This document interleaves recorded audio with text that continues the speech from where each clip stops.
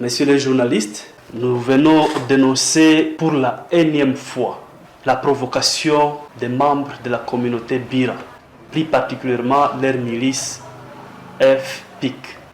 En date du 2 novembre 2023, 2 personnes au bord d'une moto, les jeunes hommes qui transportaient une maman à provenance de Tere.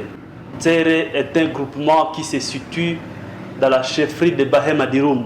Ces 2 personnes se rendaient au lieu de deuil à Sota, aux obsèques de nos vieux sages du milieu. À cette date, le 2 novembre 2023, ces 2 personnes sont arrivées à Tchaï.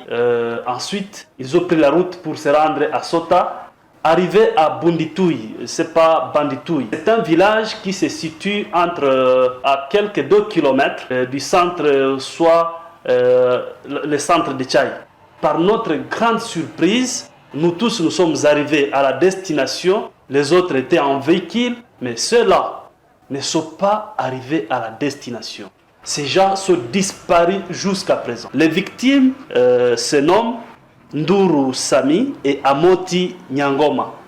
Jusqu'à présent, ces 2 personnes sont kidnappées par la milice FPIC. Nous n'avons pas de leur suite. Nous connaissons, je disais, le mode opératoire de FPIC parce qu'à chaque fois qu'ils kidnappent les gens, ils les tuent. Il y a 3-4 jours aujourd'hui, depuis le 2, ces gens ne sont pas retrouvés. Il n'y a pas plus de 3-4 jours de la communauté Bira sont venus solliciter un entretien soi-disant qui est de pourparlers pour la paix avec la communauté Hema. Et ils ont contacté le chef des groupements Tser et qui d'ailleurs est victime, sa population est victime de ces tueries d'aujourd'hui. La question qu'on se pose, est-ce réellement la communauté Bira veut faire la paix avec la communauté Hema, oui ou non? Notre chef des groupements Tser, un homme pacifique qu'il est, il leur a tendu la main pour la paix.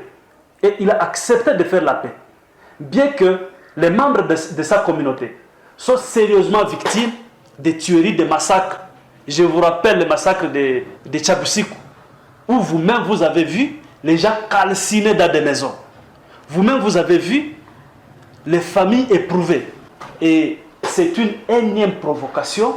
Et cette provocation, nous nous posons la question, cette communauté veut qu'on fasse quoi? Nous sommes inquiets parce que tout cela se passe sous l'état de siège.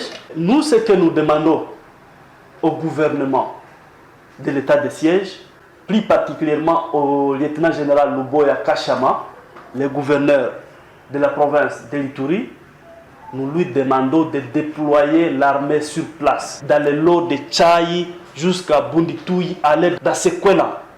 Que ces coins soient fouillés dans les coins et recoins, pour que nos 2 personnes kidnappées soient retrouvées. Bien qu'ils l'ont déjà tué, qu'on retrouve ne fût-ce que le corps, pour que nous enterrons nos gens. Nous sommes habitués à enterrer nos gens.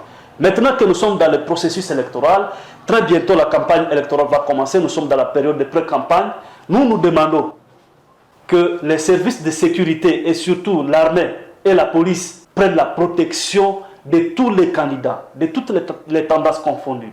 Que ce soit les candidats de membres de la communauté Hema, que ce soit les candidats de membres de la communauté Bira et d'autres, que ces candidats soient protégés.